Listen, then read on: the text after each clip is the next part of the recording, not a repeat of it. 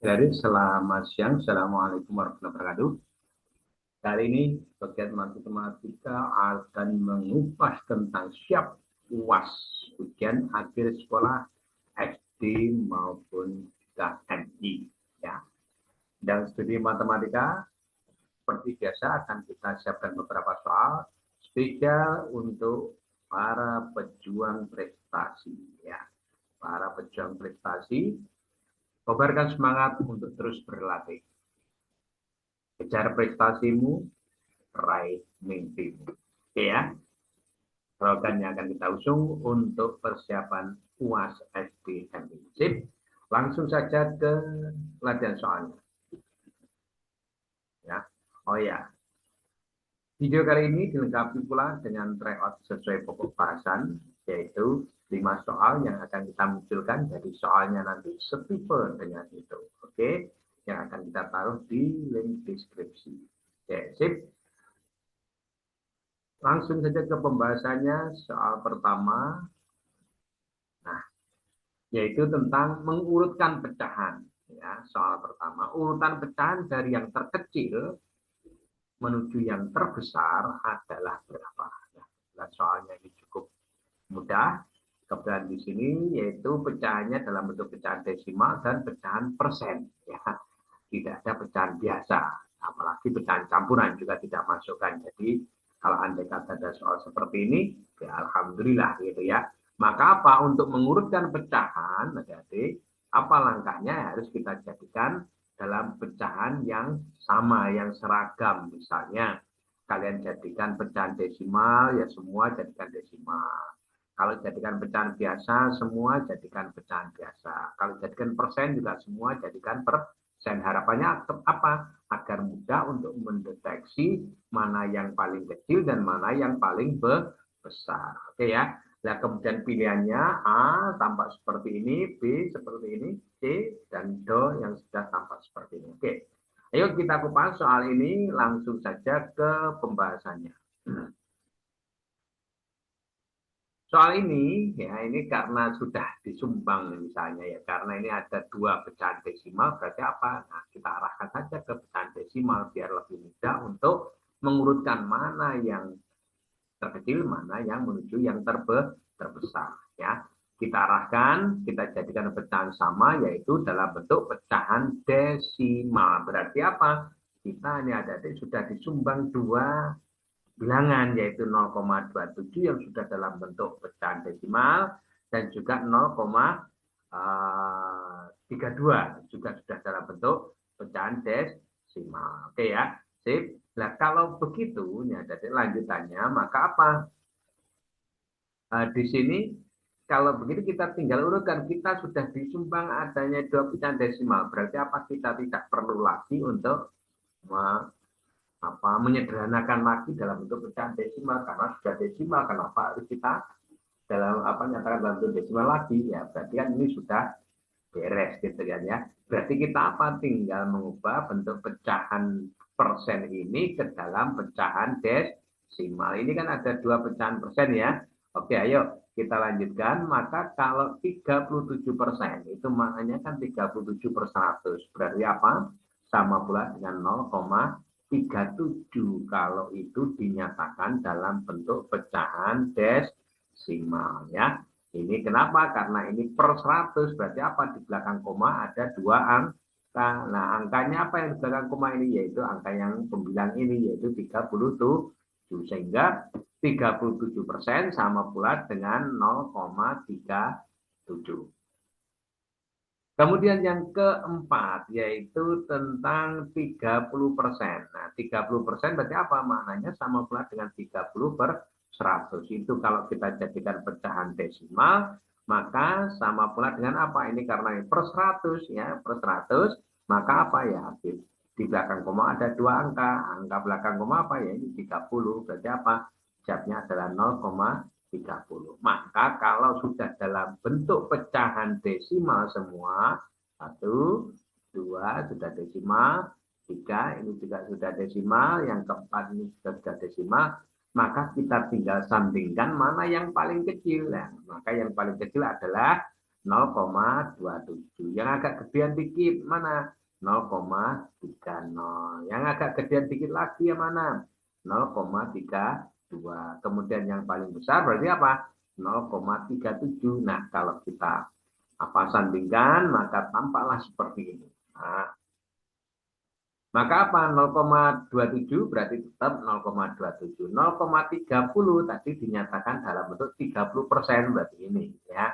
0,32 tadi sudah dalam bentuk desimal berarti tetap 0,32. Lah kemudian 0,37 ini ya berarti sama pula dengan 37%. Maka jamnya yang mana? Nah, kalau sudah seperti ini jawaban sudah tampak. Mana ini? 0,27 30%, 0,32 dan 37%. Maka jawabannya adalah yang A.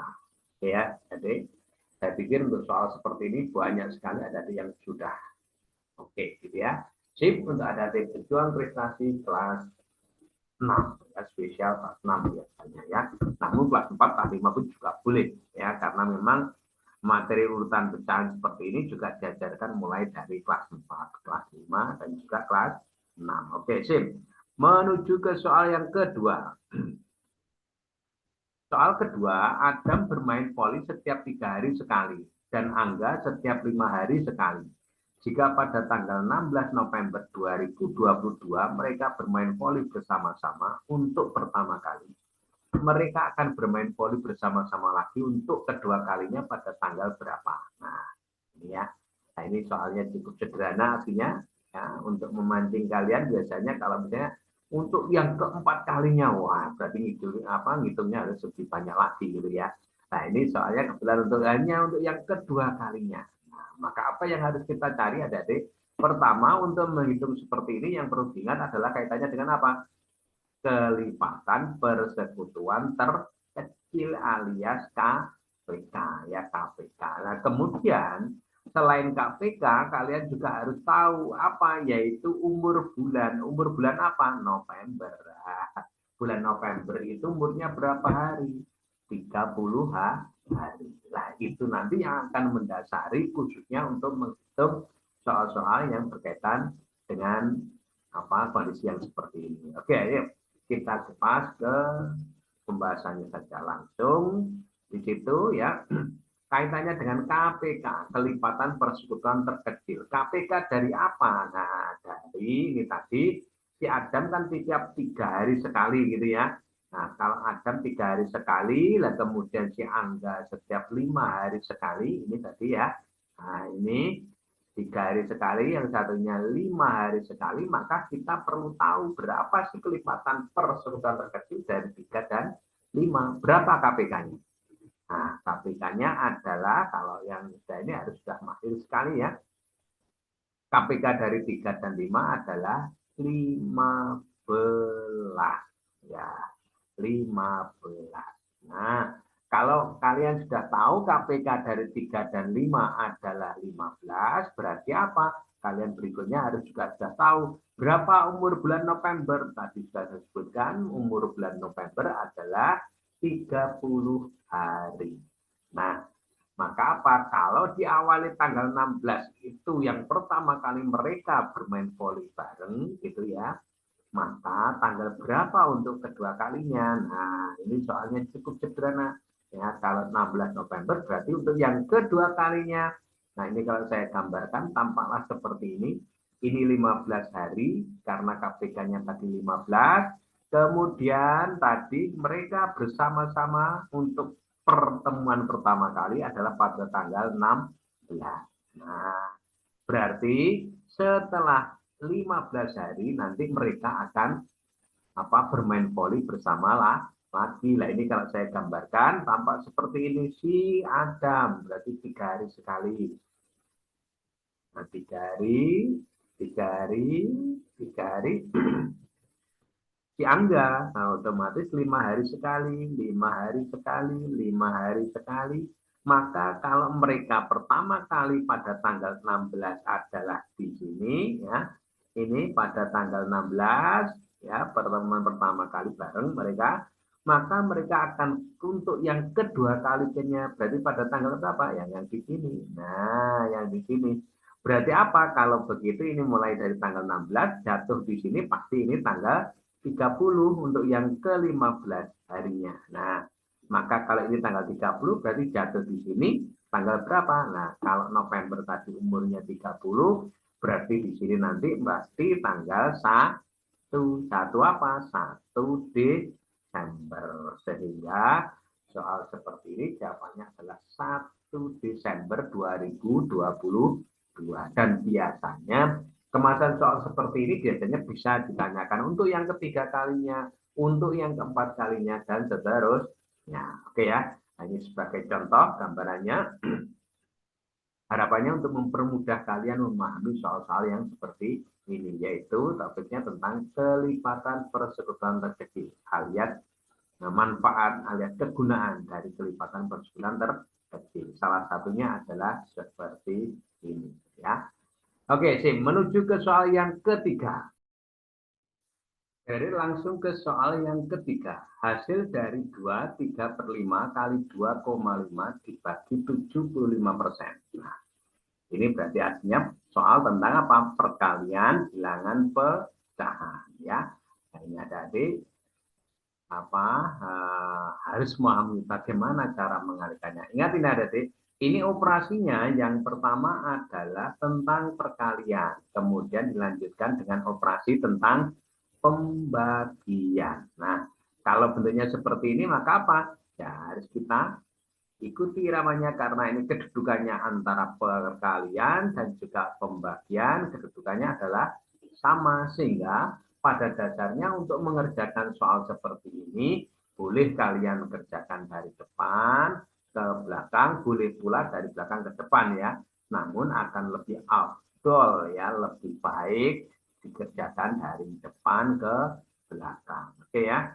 Nah, sekarang kalau soalnya seperti ini berarti apa? Langkahnya apa? Ini ada pecahan campuran, ada pecahan desimal, ada pecahan persen. Maka langkahnya bagaimana? Nah, kalau ada bentuk seperti ini, kalian juga harus apa? Ya, dikalikan dulu, kita jadikan pecahan biasa dulu agar lebih mudah ya. Maka apa? Kalau sudah tahu, nah ini, nah, ya, kita jadikan pecahan biasa, ini ada 13/5 karena 2 kali 5 ditambah 3, 2 kali 5 10 tambah 3 jadi 13/5. Kemudian kali ya 2,5 ya, 2,5 itu kan sama pula dengan 25/10. Kemudian dibagi masih tetap sama 75%. Kalau kita jadikan pecahan biasa jadi 75/100 ya. Nah, kalau kita sudah tahu ini ada ya, maka apa? Langkah berikutnya adalah kalian harus meneruskan di situ apa? Kalau di sini ada operasi bagi, maka harus kita jadikan dalam bentuk perkalian agar lebih mudah menghitungnya. Berarti apa? Kalau ini ada pembagian yang semula pembagian, maka kalau kita jadikan kali, maka apa? Pembilang berubah menjadi penyebut, penyebut menjadi pembilang, gitu ya. Apa penyebut jadi pembilang, pembilang jadi penyebut ya, tampak seperti ini. Nah, kalau sudah seperti ini ya, berarti apa? Kita tinggal ya, kita tinggal menghitung saja. Bagaimana menghitungnya ya?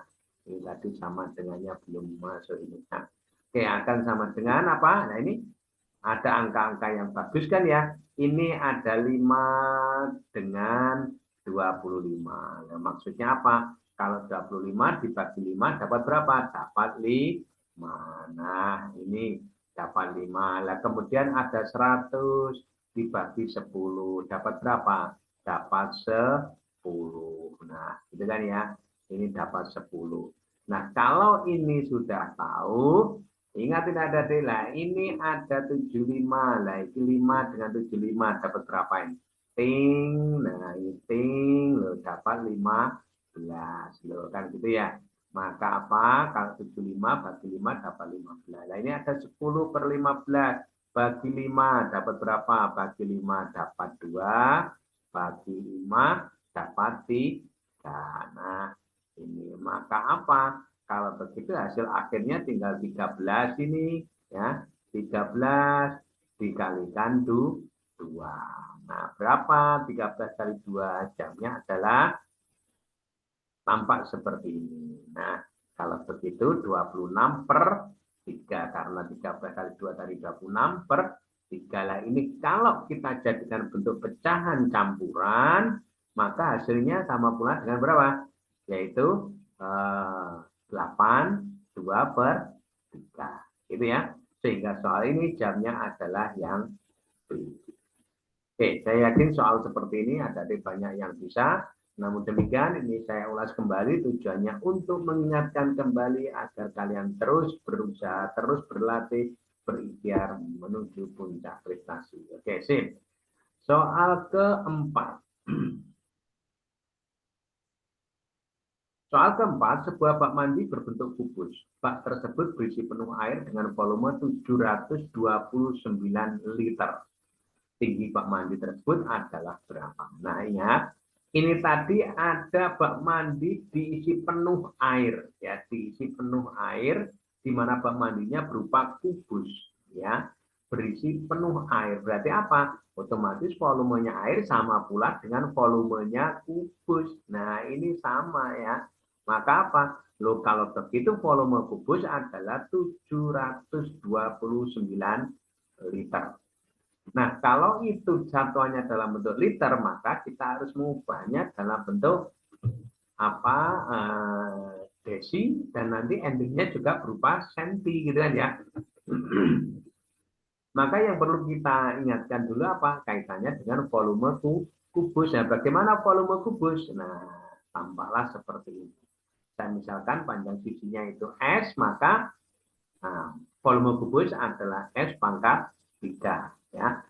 Rusuknya, hasilnya panjang rusuknya yaitu S pangkat 3. Lah, kalau volume kubus adalah S pangkat 3, berarti ini maknanya S pangkat 3 itu berarti sama pula dengan 729 liter, gitu kan.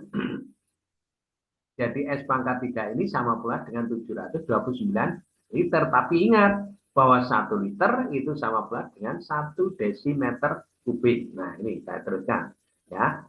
Nah, kemudian 1 desimeter kubik sama pula dengan 1000 cm kubik. Maka yang namanya volume kubus tadi kan 729 liter, kalau dijadikan senti berarti apa? Ya 729 dikalikan 1000. Berarti berapa kalau dinyatakan dalam bentuk senti? Maka tampaklah seperti ini. S pangkat 3 jadi 729.000. Nah, tujuan kita kalau mencari panjangnya S alias panjang sisi kubus, ya, sepanjang sisi kubus berarti berapa?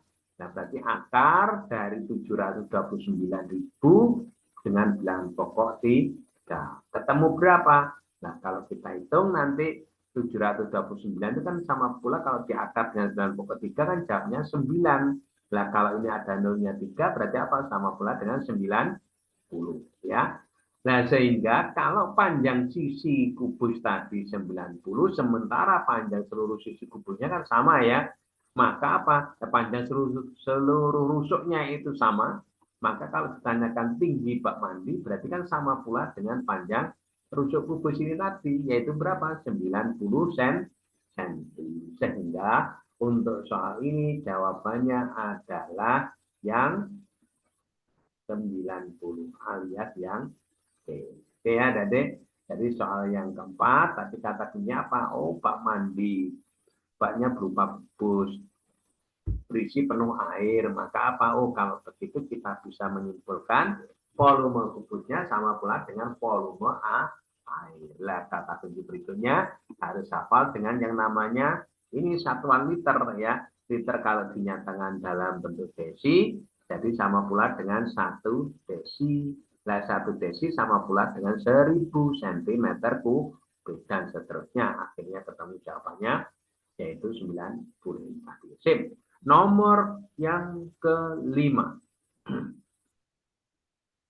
Nah, Neni membuat asam-asam dengan perbandingan kunir banding gula adalah 6:2. Nah, ini dari pernyataan soal perbandingan kunir banding gulanya adalah 6:2.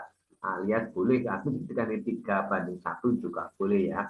Jika kunir yang digunakan 12 kg lebih banyak, nah ini ya, ini ada kata-kata lebih banyak, dari gula, ya, maka gula yang dibutuhkan ini ada berapa? Pilihannya tampak seperti ini: A 4 kilo, B 6, C 8, dan D 12 kilo. Jawabannya bagaimana? Ayo kita lanjutkan ya. Nah, ini berangkat dari apa? Kunir dan gula itu kalau dibandingkan adalah 6:2. Berarti apa? Kita misalkan dulu yang namanya kunir, misalnya adalah K, gula adalah G, gitu ya. Kita misalkan. Maka kita dapatkan pernyataan pertama bahwa kunir banding gula itu adalah 6:2. Nah, tampak seperti ini ya. Tampak seperti ini. Nah, karena dari pernyataan ini tadi ya. Kunir banding gula adalah 6:2. Nah, kalau sudah tahu kunir banding gulanya 6:2, kita lanjutkan langkah berikutnya apa?